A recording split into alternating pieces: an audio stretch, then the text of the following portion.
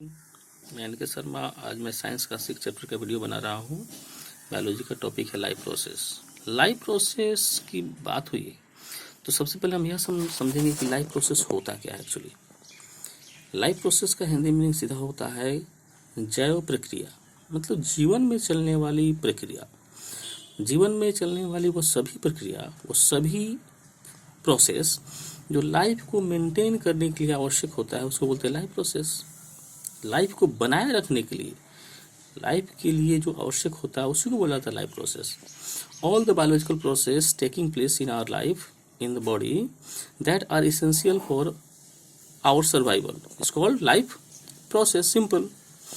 तो जो भी आप प्रोसेस दिखते हैं एक बॉडी में जो चलता है, जो भी प्रोसेस, जैसे न्यूट्रिशन हुआ, रेस्पिरेशन हुआ, ट्रांसपोर्टेशन हुआ, एक्सक्रीशन हुआ, सर्कुलेशन हुआ, रिप्रोडक्शन हुआ, जो भी प्रोसेस आप देखते हैं जीवन में जो चलता है, सभी लाइफ प्रोसेस होता है।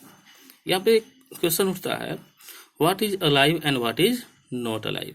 मतलब क्या सजीव किसे कहते हैं, निर्जीव किसे कहते हैं। सिंपल सी बात है, वह सभी ऑब्जेक्ट, वो सभी वस्तु जिसमें मूवमेंट होता हो, जिसमें रेस्पिरेशन होता है, जिसमें ग्रोथ होता है, जिसमें एक्सक्रीशन होता है, वो सभी अलाइव होता है, वो सभी लिविंग होते हैं। इसके अलावा जो भी जिस भी ऑब्जेक्ट में ये सभी चीज़ें नहीं दिखी जाती है, उस सबको हम नॉन लिविंग कहते हैं। वो सब नॉट अलाइव होते हैं, मतलब निर्जीव होते हैं। यहाँ पे लिखा हुआ है, the objects exhibiting growth, development, responsiveness and other characteristics of life are called living being। Simple है। लिविंग बीइंग का क्या क्या कैरेक्टरिस्टिक्स हो सकता है।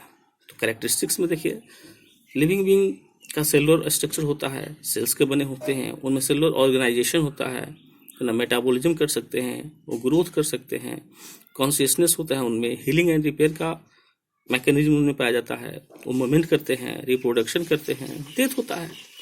लेकिन सभी जितना भी मैंने कैरेक्टर यहाँ पे आपको बताया, वो कोई भी कैरेक्टर नॉन लिविंग में नहीं पाया जाता है। आपके बुक में फर्स्ट, सेकेंड, थर्ड पैराग्राफ में बस मोमेंट के बारे में लिखा हुआ है, और उसमें आपको बता दिया गया है कि मोमेंट ही केवल एक लिविंग के लिए कैरेक्टरिस्टिक नहीं है, उसके अलावा भी बहुत सारा कैरेक्टर है जो लिविंग के लिए आवश्यक है। तो यहाँ पे मैंने उन सभी कैरेक्टर का चर्चा किया।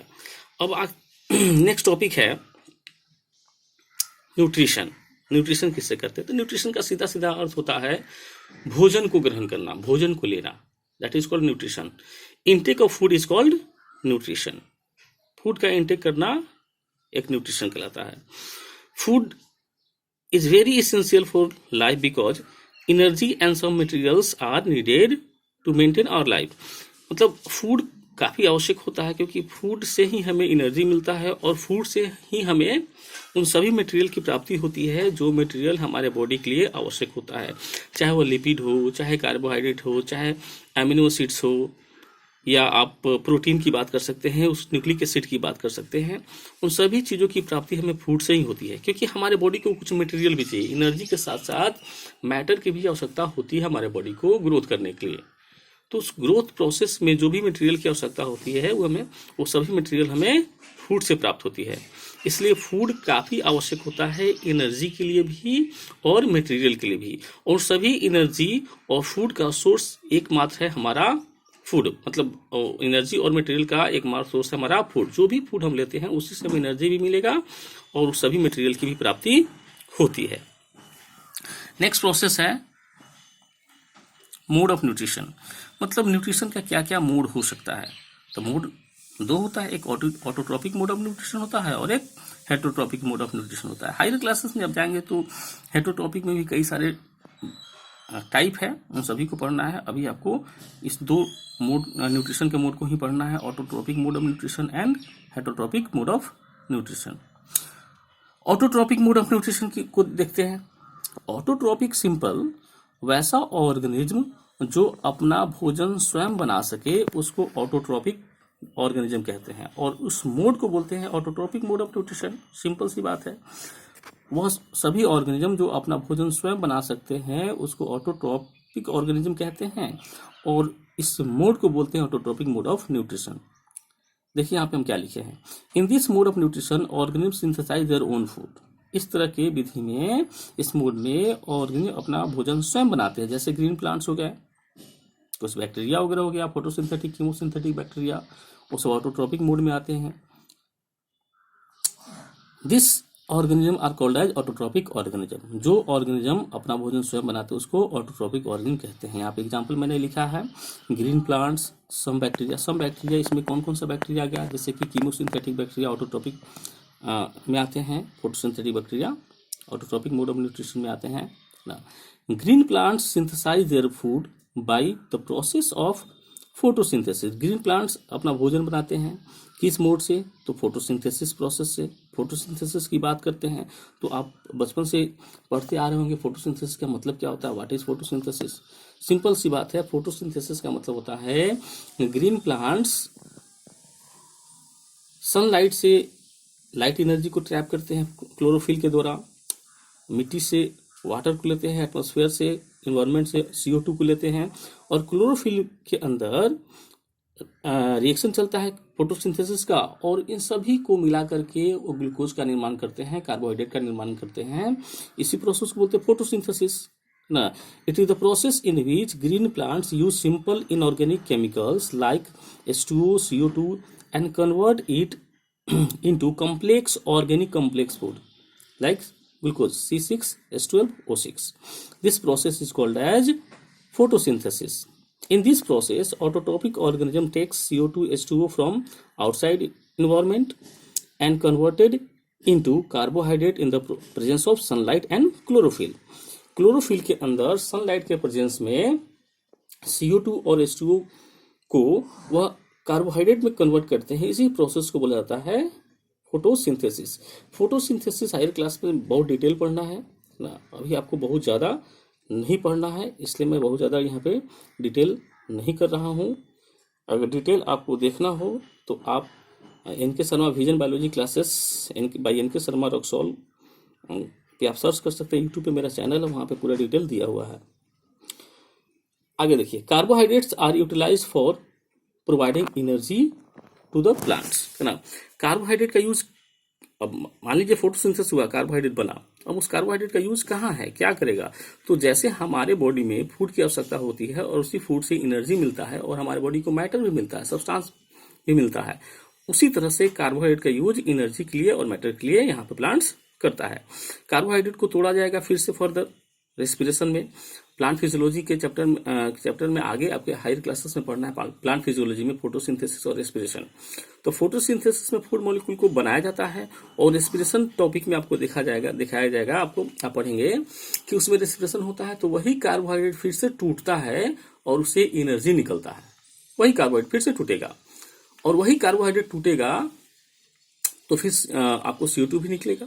कार्बोहाइड्रेट टूटता है रेस्पिरेशन के टॉपिक में तो CO2 निकलता है। यहाँ पर देखिए दो चीज है, फोटोसिंथेसिस में ऑक्सीजन निकलता है, कार्बोहाइड्रेट में CO2 रेस्पिरेशन में CO2 निकलता है। दोनों प्रोसेस एक दूसरे के ठीक अपोजिट है। जैसे कि आप फोटोसिंथेसिस को आप मेटाबॉलिज्म टॉपिक पढ़े होंगे। मेटाबॉलिज्म का मतलब होता है simple, all the biochemical reactions which are occurring in our life in which something is synthesized और समथिंग इज ब्रेक डाउन।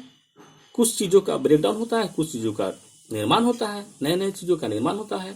तो मेटाबॉलिज्म का मतलब ही होता है कुछ चीज बनना या कुछ चीज टूटना। बायोलॉजिकल सिस्टम के अंदर मतलब लिविंग सिस्टम के अंदर में कुछ बनता है, कुछ टूटता है, तो दोनों को मिला करके मेटाबॉलिज्म कहते हैं। इसका हिंदी उपापचय होता है, मेटाबॉलिज्म का हिंदी उपापचय होता है। तो इसको सीधा सा मतलब है बनना या टूटना। और चूंकि हम बोल रहे हैं in the biological system, biological system का मतलब लिविंग सिस्टम, मतलब लिविंग ऑर्गेनिज्म के अंदर में, लिविंग ऑर्गेनिज्म के अंदर में कुछ बनता है या टूटता है, उसी को बोलते हैं मेटाबॉलिज्म।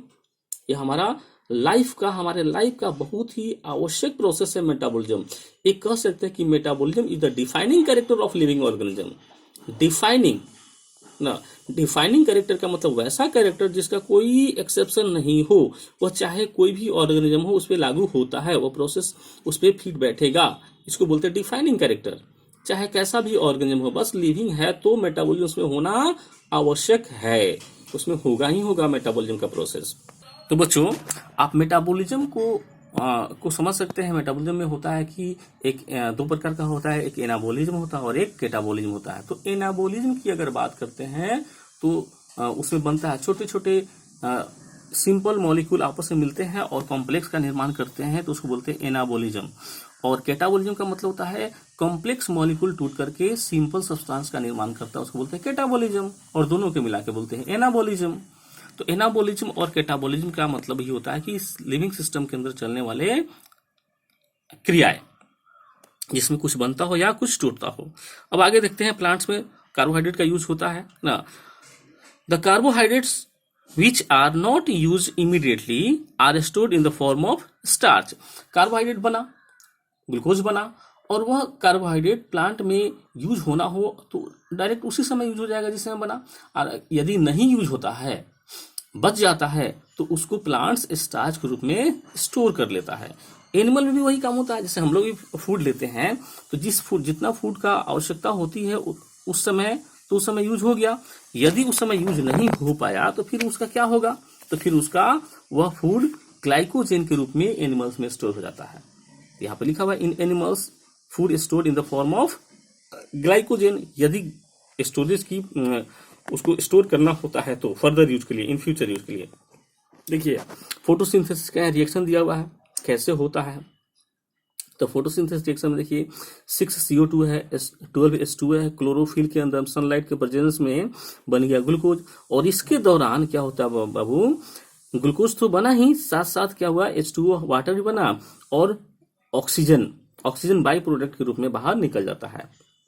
ऑक्सीजन बाई प्रोडक्ट के रूप में बाहर निकल जाता है। यहाँ पे क्या होता है बाबू, जब क्लोरोफिल के अंदर में वाटर जाता है, जैसे आपको बताया है कि वाटर और CO2 आउटसाइड इन्वायरमेंट में से लेता है प्लांट्स, सनलाइट आता है, क्लोरोफिल उसको ट्रैप करता है, तो सनलाइट के प्रेजेंस में क्लोरोप्लास्ट के अंदर, क्लोरोफिल के अंदर वाटर का ब्रेक डाउन होता है, वाटर टूटता है। और जब वाटर टूटता है तो वहां पे H+ निकलता है, इलेक्ट्रॉन निकलता है और ऑक्सीजन निकलता है। तो H+ और इलेक्ट्रॉन का तो वहां पे यूज हो जाता है, परंतु ऑक्सीजन का यूज नहीं होता है, और वही ऑक्सीजन बाई प्रोडक्ट के रूप में इन्वायरमेंट में बाहर निकल जाता है, जिस ऑक्सीजन का यूज हम लोग करते हैं। जो भी ऑर्गेनिज्म ऑक्सीजन के प्रेजेंस में रेस्पिरेशन करते हैं, उस ऑर्गेनिज्म के लिए यह ऑक्सीजन काम में आता है। अब देखते हैं आगे स्टेप्स क्या है ना। एक बात मैं बता दूं कि यहाँ फोटोलिसिस का प्रोसेस जो है कैसे होता है, कैसे इलेक्ट्रॉन का ट्रांसपोर्ट होता है, फोटोफॉस्फोरिलेशन होता है, साइक्लिक और नॉन साइक्लिक फोटोफॉस्फोरिलेशन होता है, वो सभी मेरे यूट्यूब चैनल पे दिया हुआ है। अगर डिटेल पढ़ना हो तो वहां पे जाकर आप पढ़ लें। अब देखिए स्टेप्स इन फोटोसिंथेसिस, क्या क्या स्टेप्स होता है। स्टेप्स 3 होता है। पहला step absorption of sunlight energy by chlorophyll. Chlorophyll क्या करता है, सनलाइट को ट्रैप करता है, उसको एब्जॉर्ब करता है। दूसरा स्टेप होता है conversion of light energy to chemical energy and photolysis of water. वही इलेक्ट्रॉन सनलाइट जो क्लोरोफिल जो ट्रैप करता है, उस सनलाइट के मदद से अब क्लोरोफिल के अंदर में क्या होगा बाबू, वही chemical energy light energy chemical energy में चेंज होगा, मतलब कार्बोहाइड्रेट का निर्माण होगा। और क्या होगा, वाटर टूटेगा, photolysis of water. Photolysis of water का मतलब होता है लाइट के प्रेजेंस में ब्रेक डाउन होता है वाटर का, that is called as photolysis of water. Break down of water in the presence of sunlight is called photolysis of water. तीसरा स्टेप है reduction of CO2 to carbohydrate. Third में final step है वही CO2 finally carbohydrate के रूप में change होता है, ग्लूकोज के रूप में चेंज हो जाता है। तो यह तीनों स्टेप एक साथ चलता है, वन बाई वन चलता है, वन बाई वन चल के फाइनली ग्लूकोज का निर्माण होता है। डिटेल आप यहाँ आपको नहीं देखना है, डिटेल आगे के क्लास में दिया हुआ है। एक क्वेश्चन यहाँ पे आता है, how the plant obtain carbon dioxide, कैसे प्राप्त करता है, प्लांट को कार्बोहाइड्रेट की प्राप्ति कैसे होता है। तो प्लांट को कार्बोहाइड्रेट की प्राप्ति सिंपल सी बात है कि ग्रीन लीव्स वगैरह में क्या होते हैं बाबू, स्टोमाटा होता है। स्टोमाटा खुलेगा तो CO2 अंदर आएगा, और स्टोमाटा खुलता है तो CO2 तो अंदर आता ही आता है, उसके साथ साथ आपको ऑक्सीजन भी निकलता है, और उसके साथ साथ क्या होता है, वाटर का भी लॉस होता है, इवेपोरेशन होता है, वाटर वेपर के रूप में ट्रांसपायरेशन होता है। तो वाटर वेपर के रूप में, वाटर गर्मी है तो वाटर क्या होगा, वेपराइज होगा, और वो वेपर बन करके स्टोमाटा जब ओपन होगा तो बाहर में निकलता है। इसको रोकने के लिए जेरोफिटिक प्लांट्स, मरुस्थल में रहने वाले पौधे जैसे कैक्टस वगैरह हो गया, तो इसको रोकने के लिए वहाँ पे कुछ मैकेनिज्म भी उन्होंने बनाया है, जिसको बोला जाता है कैम प्लांट। तो फोटोसिंथेसिस आप पढ़ेंगे डिटेल में, तो वहाँ पे 3 तरह के प्लांट होते हैं। एक C3 प्लांट होते हैं, दूसरा C4 प्लांट होते हैं, और थर्ड होता है कैम प्लांट होते हैं। क्रेसुलेशन एसिड मेटाबॉलिज्म उसका पूरा नाम हुआ cam, cam, क्रेसुलेशन acid metabolism.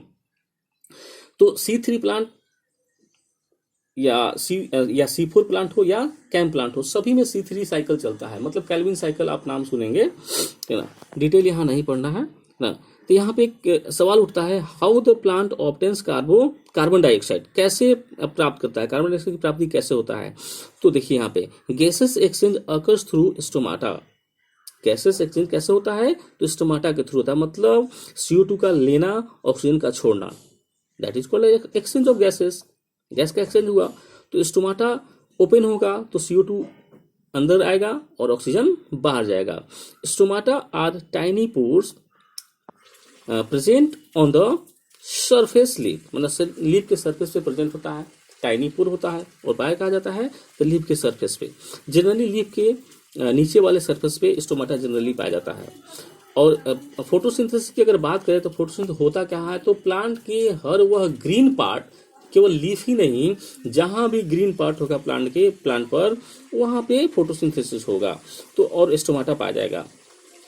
CO2 intake through stomatal opening for the purpose of photosynthesis. CO2 का इनटेक कैसे होता हुआ, तो CO2 का इनटेक होने का क्या पर्पस है, तो CO2 का इनटेक होने का पर्पस यही है कि फोटोसिंथेसिस हो। देखिए अब मैं आपको स्टोमाटा दिखा रहा हूँ।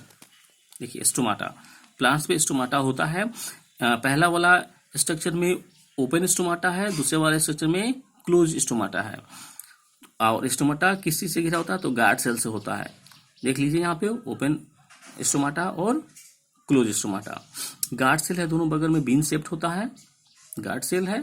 गार्ड सेल अगर टर्जिट होता है, वाटर उसमें जाएगा, ऑस्मोटिक प्रेशर बढ़ेगा, तो जब फूलेगा गार्ड सेल तो ओपन हो जाएगा स्टोमाटा। वही जब वाटर की कमी होगी तो श्रिंक कर जाएगा गार्ड सेल, तो स्टोमाटा क्लोज हो जाएगा। यहाँ पे टोटल सारी चीजें यहाँ पे लिखी हुई है। देखिए stomata compose of guard cells का बना होता है। The opening and closing of stomata is the function of guard cells. Opening और क्लोजिंग होता है गार्ड सेल का, क्या होता है, तो गार्ड सेल का फंक्शन होता है, कैसे ओपन होगा कैसे क्लोज होगा। आगे देखिए, the guard cells swell when water flow into them.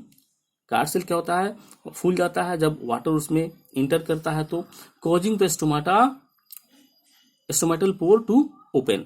जब वह स्वेल करेगा, टर्जिडिटी बढ़ेगा गार्ड सेल का, तो स्टोमाटा का गार्ड सेल स्वेल करेगा और स्टोमाटा ओपन हो जाएगा। Similarly the pore closes off the guard cell shrink, मतलब जब गार्ड सेल श्रिंक करेगा तो स्टोमाटा का पोर क्लोज हो जाएगा। आगे देखिए, plants also required other materials. Plants photosynthesis तो हो गया, ग्लूकोज तो बन गया, लेकिन ग्लूकोज के अलावा और भी तो मटेरियल की आवश्यकताएं होती है प्लांट्स को।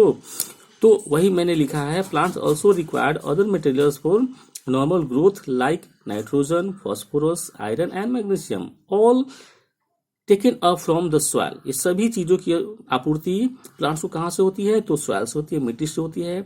Nitrogen is an essential element for protein synthesis. Nitrogen बहुत ही इसेंशियल एलिमेंट है प्रोटीन बनाने के लिए। प्लांट्स को मिट्टी से नाइट्रेट और नाइट्राइट के रूप में नाइट्रोजन की आपूर्ति होती है, नाइट्रोजन मिलता है। कुछ नाइट्रीफाइंग बैक्टीरिया भी होती है, माइक्रो ऑर्गेनिज्म भी होती है जो आपको नाइट्रोजन की आपूर्ति करता है प्लांट्स को।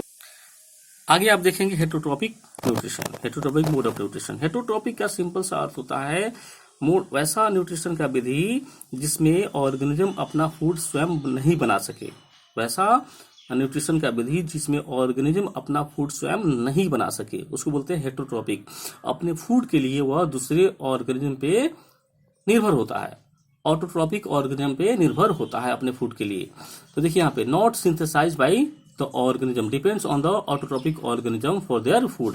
मतलब अपने फूड के लिए वो दूसरे ऑर्गेनिज्म पे, ऑटोट्रॉपिक ऑर्गेनिज्म पे निर्भर होता है। जैसे animals including human being, yeast, fungi, bacteria, amoeba, paramecium, some bacteria also, है ना।